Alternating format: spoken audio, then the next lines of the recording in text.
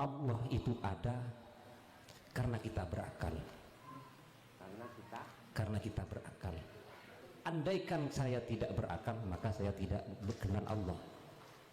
Salahkah? Kemudian yang kedua, Allah itu, benarkah Allah itu, kan ada istilah Allah itu lebih dekat daripada dengan urat nadi katanya. Kalau dibahas itu apa ya, kadang paham kadang pusing gitu. Salahkah apabila hati kita, salahkah apabila Allah berada di dalam hati kita. Terus karena ini juga dibantah dengan saudara kita Wahabi, kalau Allah berada di dalam diri kita berarti Allah berkumpul dengan barang najis kan gitu. Mungkin gitu ya, hanya itu yang bisa kami sampaikan. Sampun. Kita di dalam Islam itu mengenal yang namanya tauhid la illallah, la ilaha illallah, la ilaha illa anta, la ilaha illa ana. Kita di dalam agama Islam juga mengenal bahwasanya yang disebut manusia itu tidak hanya terdiri dari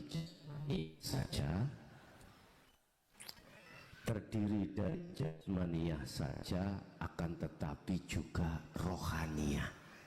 Percaya enggak kalau manusia itu di samping jasmani juga rohani?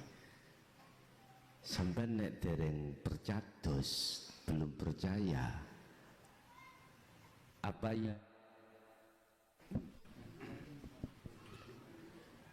yang ku jawab itu tidak akan pernah masuk di dalam diri panjenengan, tidak akan pernah masuk di dalam diri jenengan. Kalau tidak ada kata kunci iman, kalau kita itu manusia, ada jasmani juga ada rohani. Udah. Tadi sesuai dengan apa yang ditanyakan tentang keberadaan Allah, salah enggak saya mengatakan bahwasanya Allah ada karena akal? Tidak salah. Tak jawab tidak salah. Di sudut kacamata mana? Kacamata hukum syariah. Di situ memakai burhan dalil wujudnya dunia dan seisinya itu sebagai tanda wujudnya Allah. Sebab dunia dan seisinya yang menciptakan adalah Allah. Loh, ini kita sebagai dalil. Baik akidah Ahlus Sunnah wal Jamaah atau tetangga kita tadi. Saya tidak menyebut merek, enggak pernah aku menyebut merek. Menyebut merek saya saja sendiri. Enggak perlu saya menyebut merek orang lain.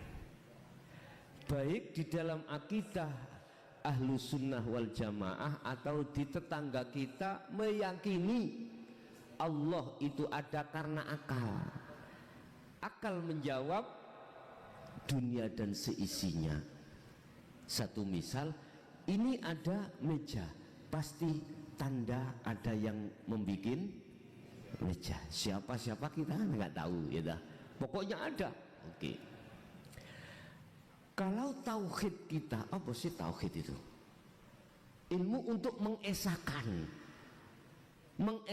terhadap Allah. Artinya ilmu untuk supaya kita tidak menuduh bahwasanya Allah itu berserikat. Maksudnya maksudnya dalam segala hal apapun. Itu yang disebut ilmu tauhid. Loh,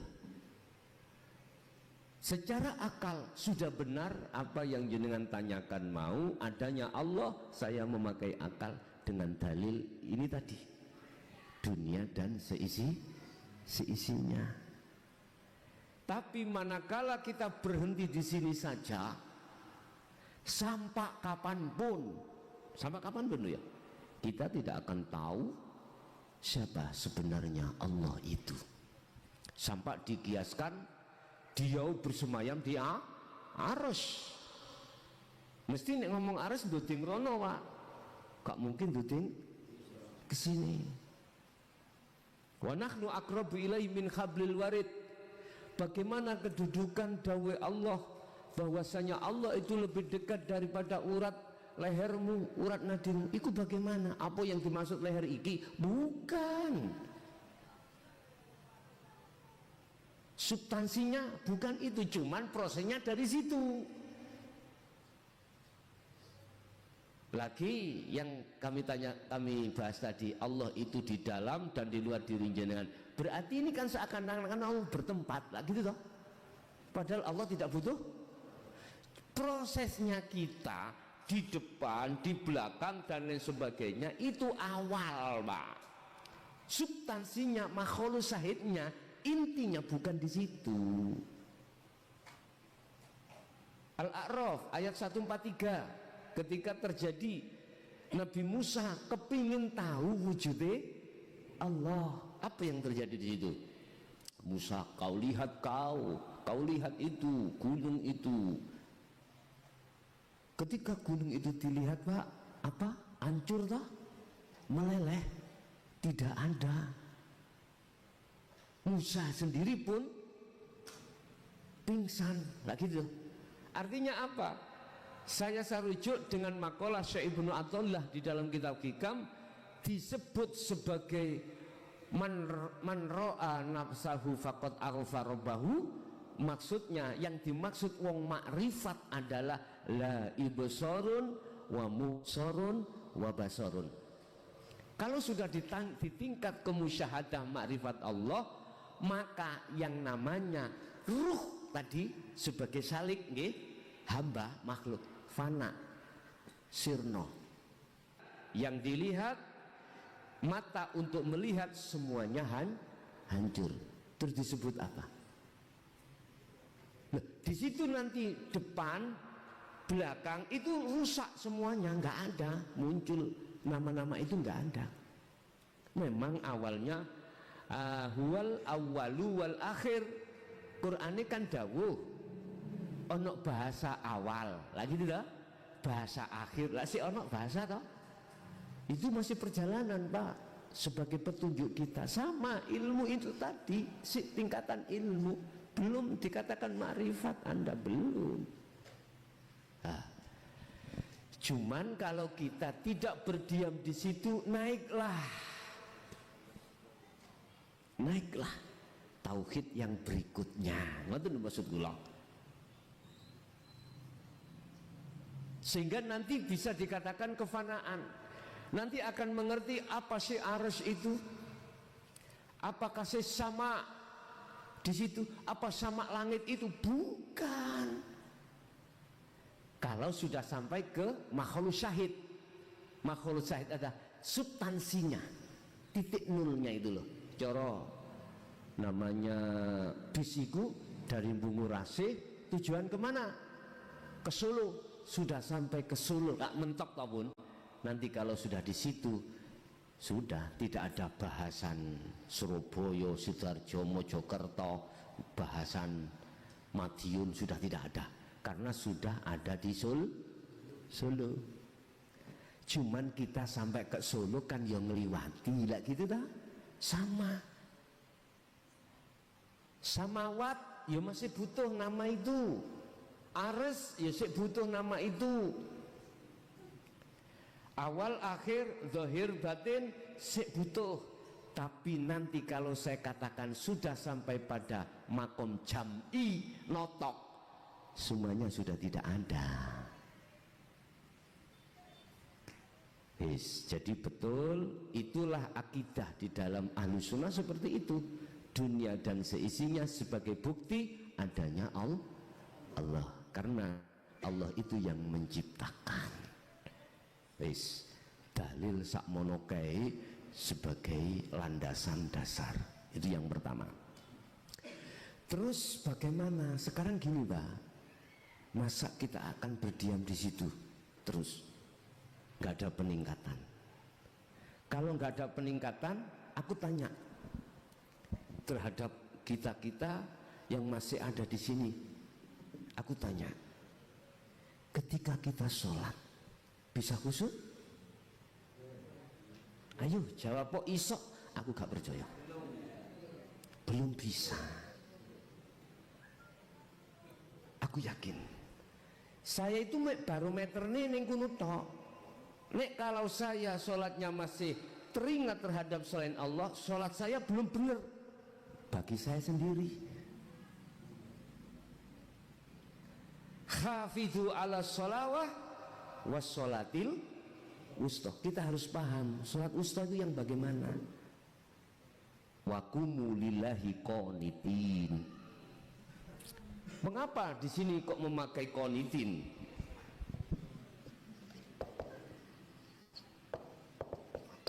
Qanitin ai khashi'in. Apa sih khusyuk itu? Apa khusyuk itu? Tarkibe khusyuk itu apa? Dirimu sudah kefanaan.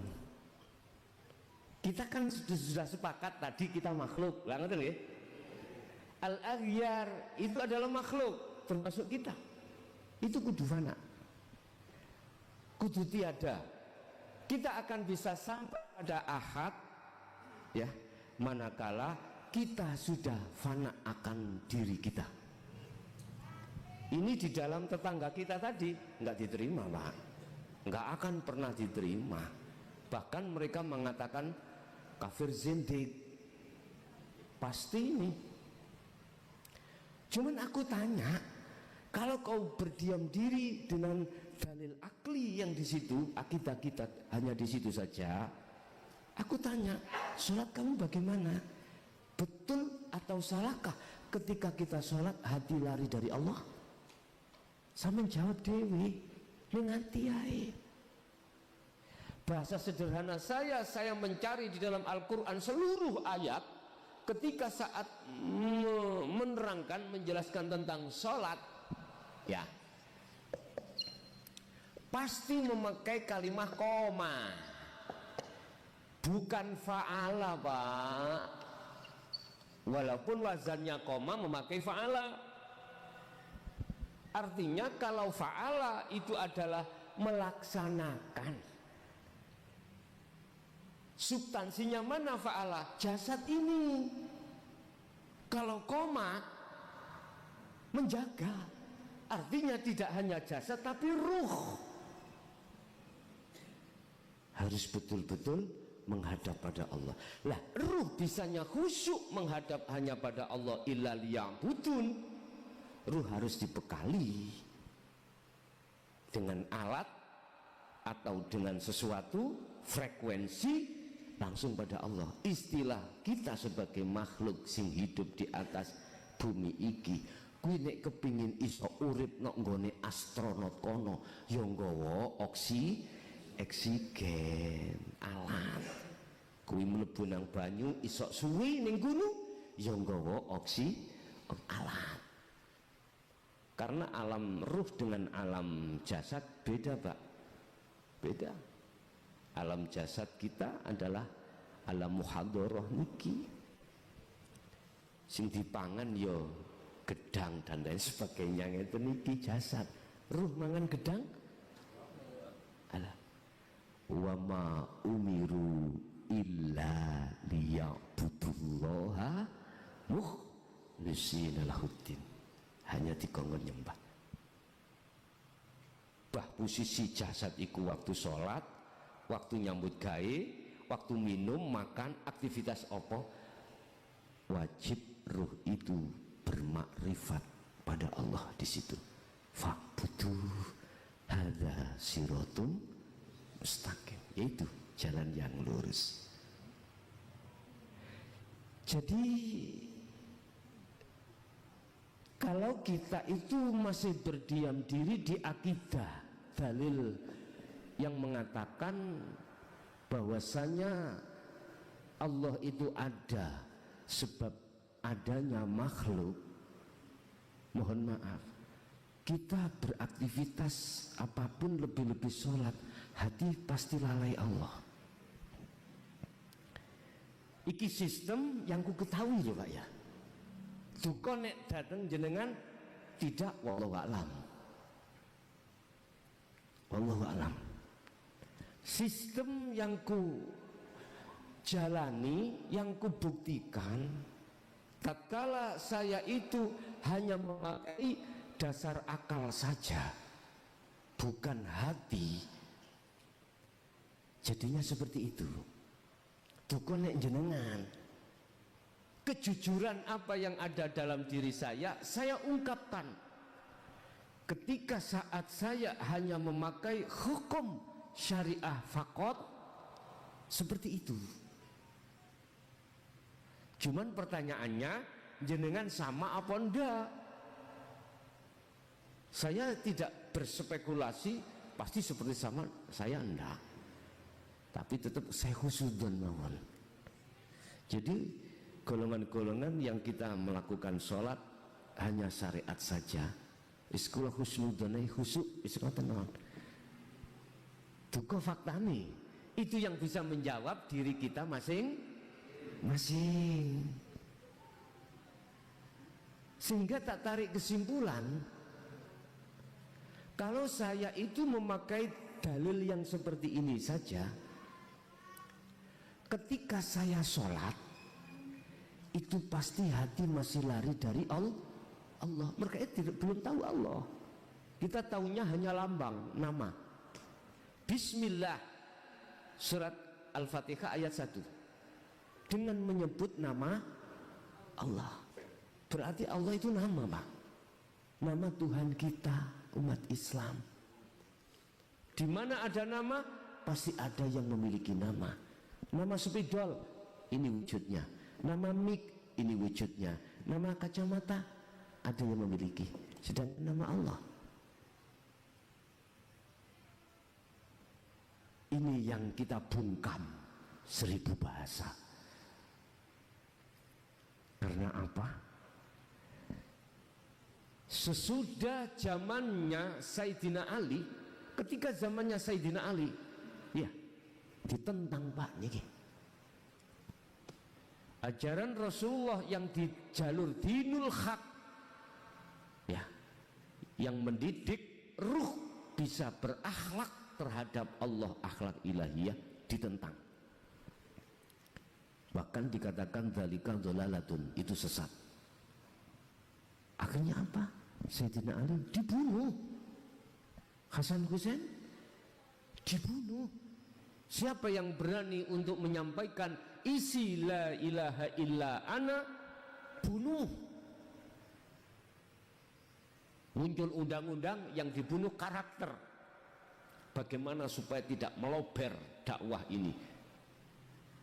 Karakter, Pak, bukan jasad yang dibunuh mereka-mereka. Karakter, dengan bentuk disesatkan, dengan bentuk dicaci maki. Provokator-provokator ahli kitab. Jujur saya katakan, aku ngalami sendiri. Saya menyampaikan ini mulai tahun 2000 Pak ya. Sampai 2005 saya sembunyi-sembunyi.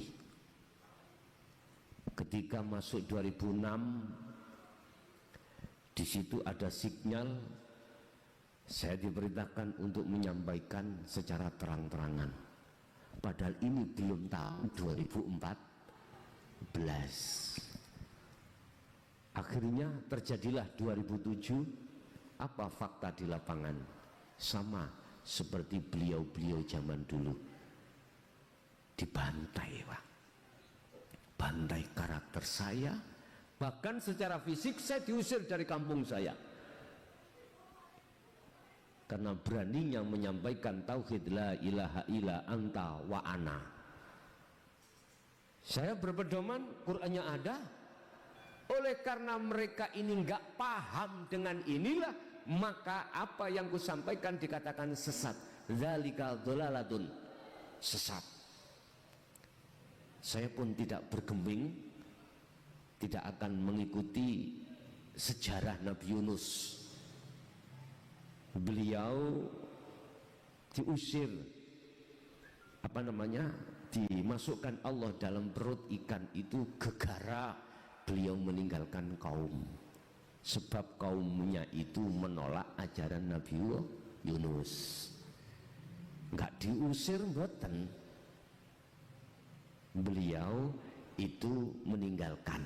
Wegah ndelok awakmu bah kowe gak gelem iku urusanmu, tapi ojo sampak getun buringku. Nabi Yunus akhirnya ditinggalkanlah kaum itu, menyeberanglah dia memakai kapal dan terjadilah ujian dari Allah. Oh jane Yunus njaluk ditenggelamno dhisik, artinya disuruh diperintahkan untuk uzlah di dalam ikan perut. Sama ketika 2006-nya saya juga seperti itu, sampahkan. Saya tidak tahu diri dan orang sekampung saya bahkan kecamatan mengatakan saya gila. Oh, enggak ada masalah. Oh ngaku lho ora apa-apa. Ora. Udah. Momen-momen itu enggak cukup, Pak. Aku dilebokno penjara sampai 3 tahun.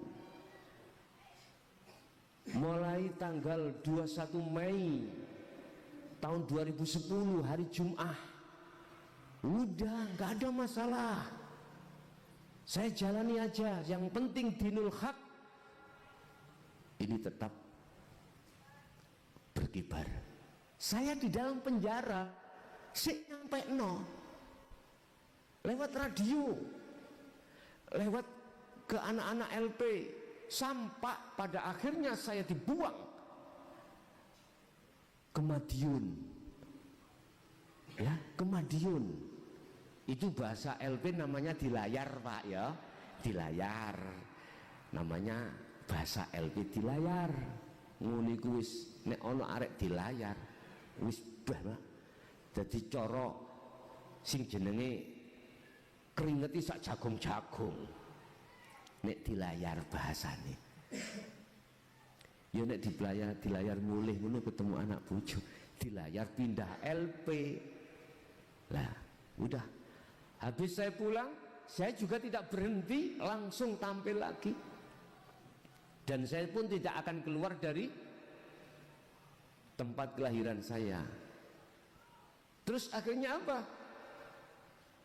Orang yang memusuhi saya, ahli kitab, di dalam kampung saya sampai sekarang menjadi pengikut saya. Ini coba. Sehingga tak simpulkan gak perlu kita itu meninggalkan gegara. Ada yang benci terhadap kita, sayangilah dia. Al-Baqarah 256 Allah katakan la ikraha fiddin qad tabayyana rusdu minal ghoi. Tidak ada paksaan, Pak. Jadi saya simpulkan, saya tidak akan pernah menyalahkan seseorang yang tidak mau dengan ajaran Rasulullah di jalur ini untuk mendidik ruh hati kita pada Allah. Enggak. Sebab semuanya akibat itu ditanggung masing-masing. Saya belajar untuk mengikuti Rasulullah ketika saat berdakwah bagaimana. Kalau toh saya meninggal di tengah perjalanan, ya sudah. Lu ini sing ngatur dhewe lah, nyawa bingung. Mang sampai tak genek ngene, tak dendeni sing arek-arek. Kan buat tutuk-tutuk toh. Mlebu kampung-kampung. Halo, ngene lho, ayo mulih maneh jajal engko piye ngene. Lah gele nglebok-nglebokno kampung lho, Pak. Jadi nek menurut prediksi akal, cara orang gak kesasar, jam 7 itu lebih dikit lah sudah nyampe. Tapi faktanya jam 8 kurang sedikit nyampe. Oleh karena itu mohon maaf Pak nggih, nek sampeyan ngontos dangu ngoten to. Wis. Jadi Tidak ada paksaan bagi siapapun tentang ajaran Muhammad. Enggak ada paksaan. Ajaran yang bagaimana? Qad tabayyana rusdu minal ghoi. Ajaran yang betul-betul menjelaskan, membedakan antara ar-rusdu dengan al-ghoi. Apa ar-rusdu? Ajaran yang lurus menuju dan Allah. Al-ghoi, ajaran yang menggelapkan. Berarti saya tidak boleh menyalahkan orang yang tidak mau menerima. Saya harus hormati saudara-saudara saya yang masih bersikukuh memakai akidah bahwasanya Allah ada, memakai akal. Boleh. Dan itu dibenarkan di dalam tauhid la ilaha illallah. Boleh. Tetapi saya katakan, sepanjang seumur berapapun kita, kalau masih ada di situ, ingin pengalaman yang terjadi pada diri saya, sholat saya itu tuas. Kok tuas sih? Sholat saya itu masih dikategorikan karena gugur kewajiban, karena kita masih takut dengan ancaman neraka, karena kita itu ingin dimasukkan surga. Itu pasti, Pak. Padahal surga neraka makhluk mboten? Makhluk, itu ciptaannya Allah. Masa sih makhluk nyembah makhluk? Iki nek dinaikkan sedikit tuh ya. Makanya Allah katakan ud'uni jalu asira ing ingsun. Berarti sebelum kita minta sesuatu, petuki dhisik nanggone sing duwe. Ni bahasane aku. Jalu asira ni ingsun. Ingsun sapa? Allah. Berarti kita harus makrifat dulu. Secara ringkas, kita diajarkan oleh ajaran Dinul Haq ini, sebelum kita melakukan sholat, hati ini sudah makrifat Allah terlebih dulu. Itu.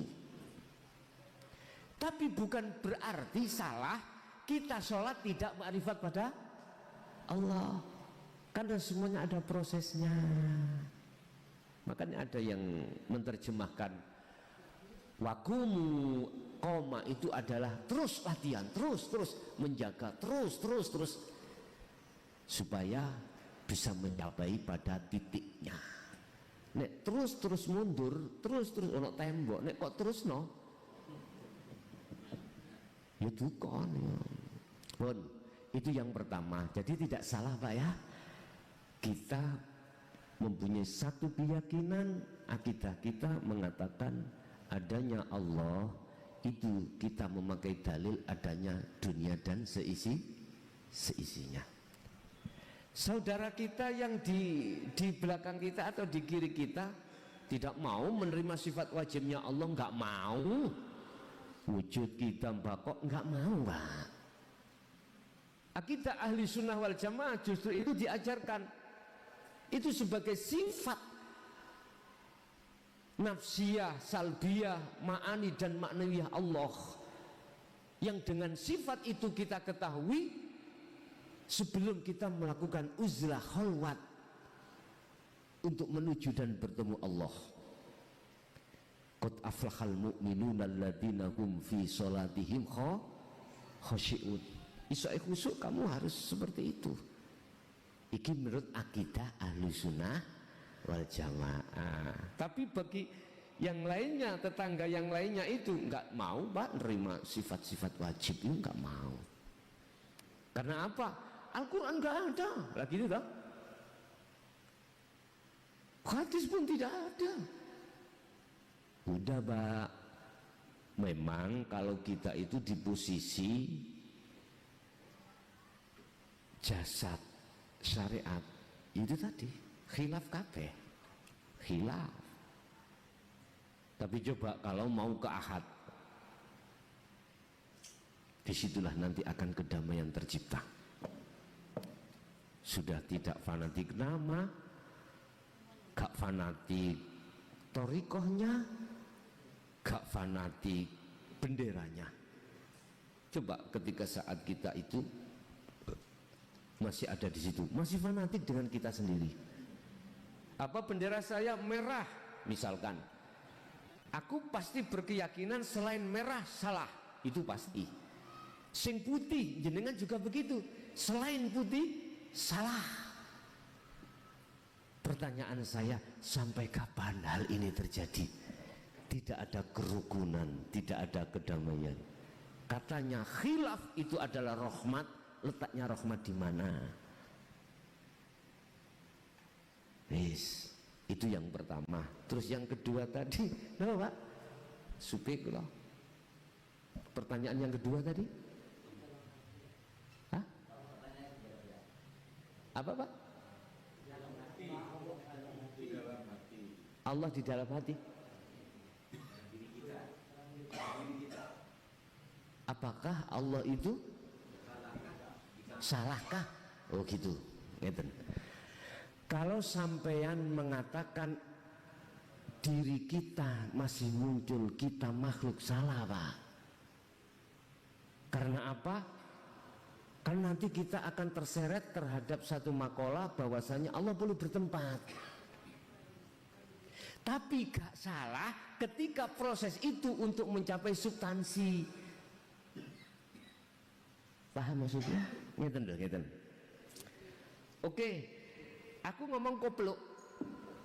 Sebelum saya mengatakan kopluk, di situ kan ada proses benang. Ngerti nggih? Ada proses apapun. Sebelum muncul nama kopluk, maka sah dan boleh muncul nama benang, terus apalagi itu Pak, kertas, apapun boleh. Lah, jenengan mengatakan bahwasanya Allah dalam diri kita benar ketika saat dalam proses. Kalau enggak benar, mengapa Allah tampilkan Al-Hadid ayat 3, wal awwalu wal akhiru wal zahiru wal batin. Cuman biar kebenaran ini sempurna, selesaikan proses itu sampai menjadi satu nama, namanya kopluk. Satu nama laisa kamislihi syai'un. Di situ caranya bagaimana? Apapun alasannya jenengan harga mati, jenengan kholwat. Sebab kholwat itu fungsinya adalah wa may yakfur bitaghuti wa yu'min billah. Membersihkan segala hal cintanya hati atau ruh terhadap selain Allah. Setelah ini dilakukan wa yu'min billah, jenengan pasti akan bertemu Allah. Tapi yang dimaksud bertemu Allah bukan perkara si ruh itu bisa ketemu Allah, bukan Pak. Ampun salah paham jenengan. Tak tanya sekarang, kita makhluk jasad ruh, semua alam iki makhluk senes, makhluk bukan? Makhluk. Makhluk iku kalau kami masukkan akidah Ahlussunnah wal Jamaah tentang sifat wajib Allah wujud, makhluk wujud mboten? Sak temeni lho kula ngomong. Tidak dah. Nanti ada keterangan sifat wujud jadi sifat wajib Allah. Lawani wujud adam, atau sifat mokhali Allah. Adam iku lah, Adam jadi sifat wajibnya kita sebagai makhluk. Oke. Kita dasar akidah Ahlussunnah wal Jamaah atau di tetangga kita ketika saat pembahasan di tauhid la ilaha illallah itu sudah benar. Kita itu adanya kita sebab diadakan oleh Allah. Wujudnya kita sebab diwujudkan Allah. Bukan berarti wujud kita itu punya wujud sak temeni, sebab wujud kita sebagai makhluk karena diwujudkan Allah. Allah kang maha wujud. Lah ngoten ta? Kita hidup sebab dihidupkan yang maha hidup, yaitu Allah. Akidah syariah di situ Pak memangnya. Tapi masa terus ada di sini? Janganlah menurut saya. Naiklah. Kelas harus naik. Sebab kalau terus di sini kita akan menuduh Allah ada hidup dua Pak. Ada yang menghidupi, ada yang dihidupi nanti. Ada yang hidup dua. Oke. Nek jenengan sepakat kita makhluk itu sesungguhnya tidak punya sifat wajib hidup, mungkinkah perkara yang tidak wujud bisa melihat yang wujud? Hah? Enggak mungkin. Yang bisa melihat yang wujud itu yang berarti yang melihat Allah sendiri. Loh di situ loh maksudnya. Makanya ditampilkan Musanya itu kolab atau semaput atau pingsan, yang namanya gunung itu meleleh hancur, itu nisbat fana. Coba dihikam di makalah berapa saya lupa, beliau mengatakan wa ammal arifuna la yarawna li anfusihim syai'an bal yusyahiduna annal fa'ila huwallahu ta'ala. Orang arif itu dirinya itu sudah fana Pak. Makhluk sak jagat yang kita terka wujudnya diwujudkan fana, termasuk dirinya. Bal yusyahiduna annal fa'il, sesungguhnya balik ya, iman dalam diri beliau itu yang berperan semuanya, annal fa'il huwallahu ta'ala. Jadi sakliyane Allah sudah tidak ada, termasuk dirinya sendiri. Nek niki sarujuk, nek bahasa kula, lah nek ana roh makhluk bisa melihat Allah, mohon maaf bukan berarti saya menyalahkan, saya tidak sepaham. Karena apa yang terjadi baik di dalam ulum teori ataupun di dalam praktek amil itu tidak seperti itu. Semuanya hilang di situ.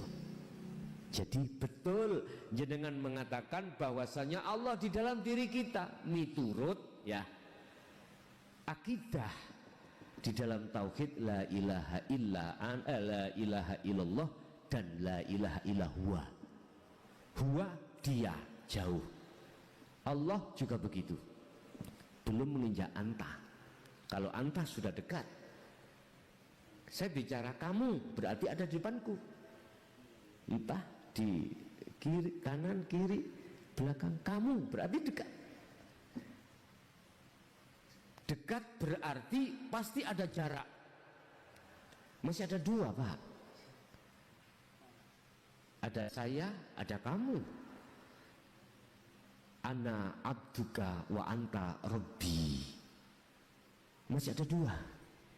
Ada yang menyembah, ada yang disembah. Ini kan belum ahad. Iman kita belum ahad. Lah, bagaimana bisa sampai ke ahad sehingga disebut sebagai surat Al-Mu'minun ayat 1 dan 2, qad aflahal mu'minun alladzina hum fi shalatihim khashi'un. Tanya sana pada mereka yang sudah terlibat, bagaimana keadaan dirinya dikatakan khusyuk itu bagaimana di situ Pak. Jadi miturut proses yang belum sampai pada akad benar Pak, itu supaya untuk memudahkan iman kita percaya bahwasanya hanya Allah yang berperan baik di dalam maupun di luar berarti ono njaba ono njero. Inilah yang kumaksud muraqabah. Jenengan sudah ada perasaan rasa kalau selalu dilihat Allah. Sampai sudah ada satu keyakinan bahwasanya Allah dekat. Makanya wa nahnu aqrabu ilaihi min hablil warid. Iki sik muraqabah, Pak.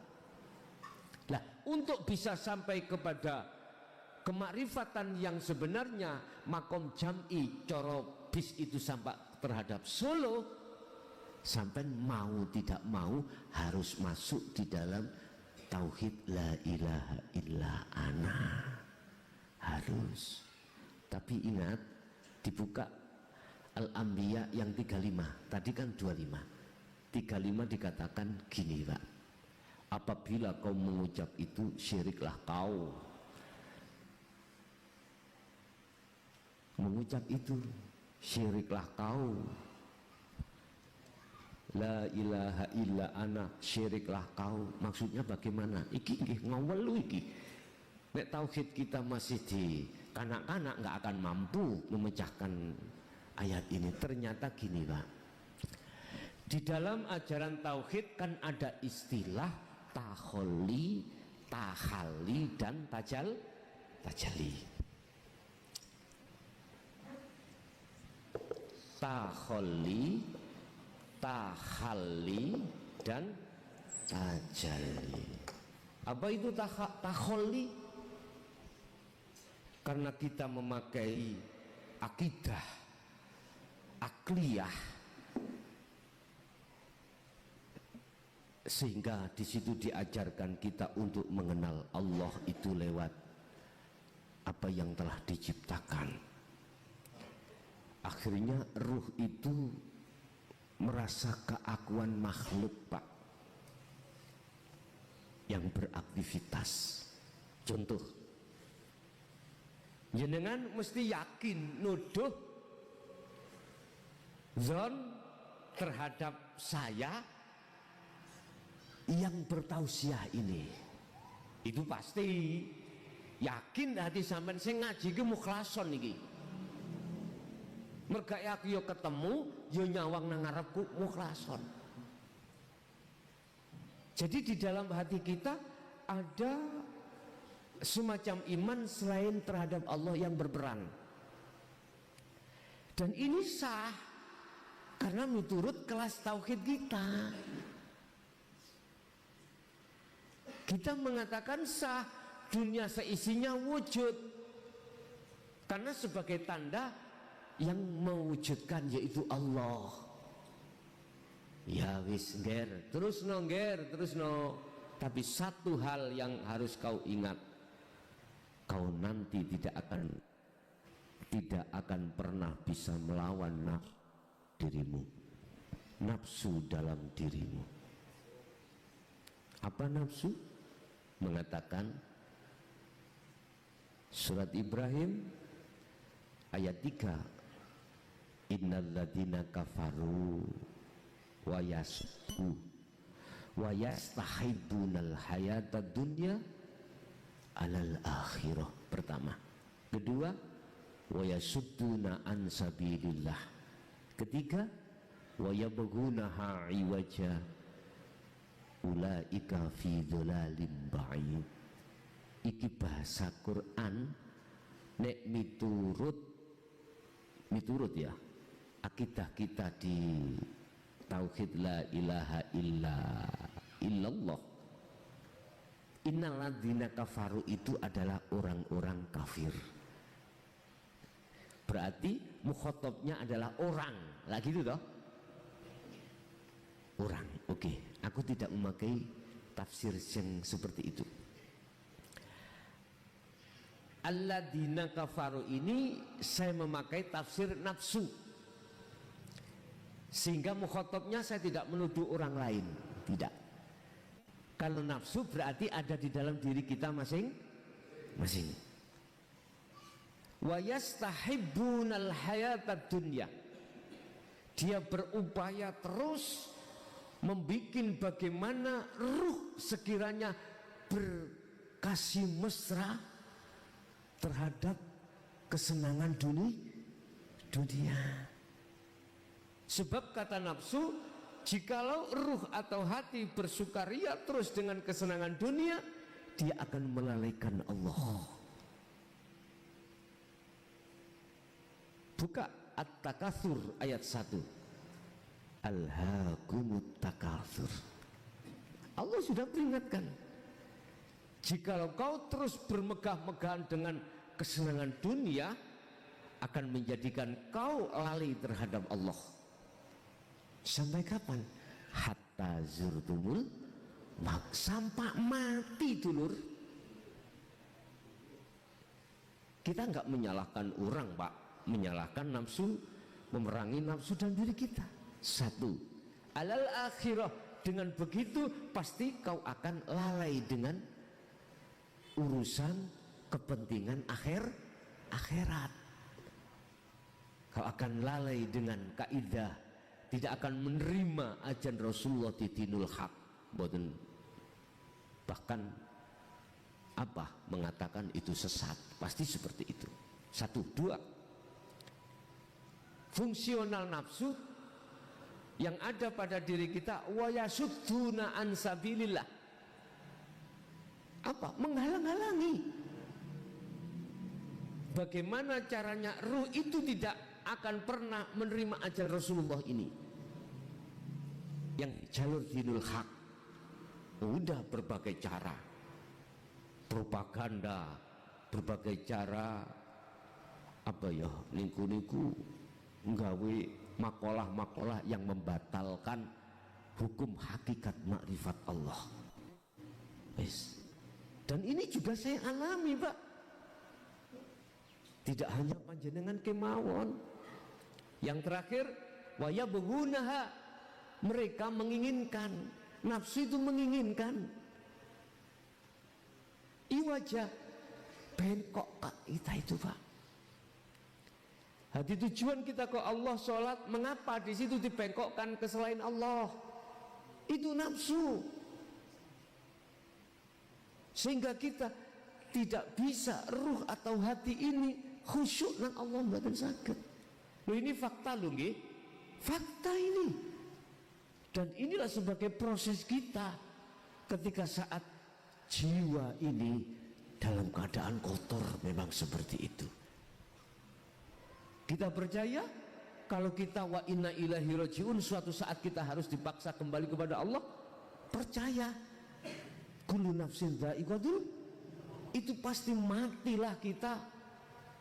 Kita dipaksa Allah untuk kembali. Ruh niki kalau jasad, Pak, gak roh dalane, gak usah khawatir.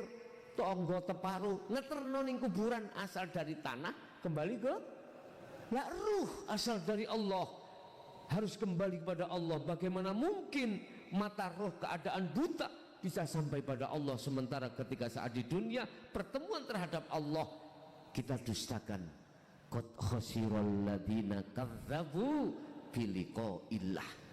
Wis kalau ana dhewe ayate. Sungguh sengsara orang-orang saat ketika di dunia mendustakan pertemuan terhadap Allah. Wa yabghuna iwaja, mereka itu berupaya terus menginginkan membengkokkan ruh untuk nang Allah. Bukti waktu sholat. Cuman pertanyaannya gini loh, Pak. Ayolah tiga satu pertanyaan yang besar. Apa? Mengapa sampai detik ini saya sholat masih tidak bisa khusyuk? Itu mestinya umat Islam membuat satu pertanyaan di rumah sing bau besar. Jangan membuat satu pertanyaan besar, bagaimana caranya anak istriku makan mewah sembarang keturutan. Jangan. Itu bukan pendidikan Rasulullah. A'rif nafsaka wa auladaka wa azwajaka billah. Kenalkan dirimu, anakmu, istrimu pertama terhadap Allah. Kebalik, Pak, saiki nek biyen niku dawuhe para kekasih Allah, mata buduna mim ba'di, sekarang mata kuluna mim ba'di. Fakta. Karena ahli hijab, ahli kitab membuat propaganda seperti itu. Apa nak yang kau sembah setelah aku pergi? Itu nek dulu para nabi rasul. Sekarang mata kuluna mim ba'di apa nak sing kok sosor, sing kok badok. Nek aku bongko, iko lho pabrikku, iko hotelku, iko bisnis. Saya berpikir secara realita Pak di lapangan. Saya melakukan tesis itu sampai puluhan tahun di dalam thariqah tentang hubus syahwah ini. Yang saya simpulkan mek ngene tok. Al-aghyar zulumat iku. Manakala al-aghyar sudah masuk di dalam jagati ati, ati mesti peteng nang Allah, lalai nang Allah. Pun kesimpulannya untuk beriku mungkin. Nah, Allah memberikan solusi bagaimana kita itu keluar dari kegelapan. Laksana niki ruangan iki lampu dipateni gelap. Kalau kita gelap sudah nggak bisa melihat apa-apa. Bagaimana ini akan bisa jadi terang? Otomatis lampu dinyala. Al-Baqarah 257 Allah katakan Allahu waliyul ladina amanu yukhrijuhum minadh-dhulumati ilan nur. Siapa yang hatinya sudah duduk menjadikan Allah imami, sing asali peteng yang awalnya itu gelap jadi terang. Ayat ini diteruskan sebaliknya.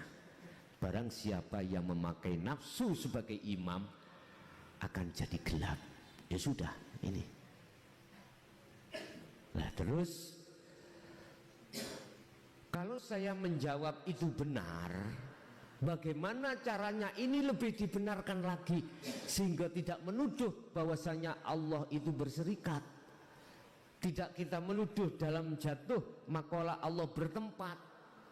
Yo hilang ngono awal akhir dohir batin. Jadi yang dimaksud kolbun, hati itu bukan segumpal darah, segumpal daging.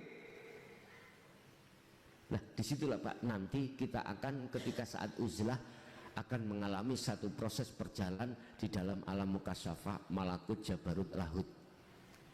Kita dikenalkan Allah, ditemukan Allah para malaikat, ditemukan Allah para kebluk, ditemukan Allah para kekasih.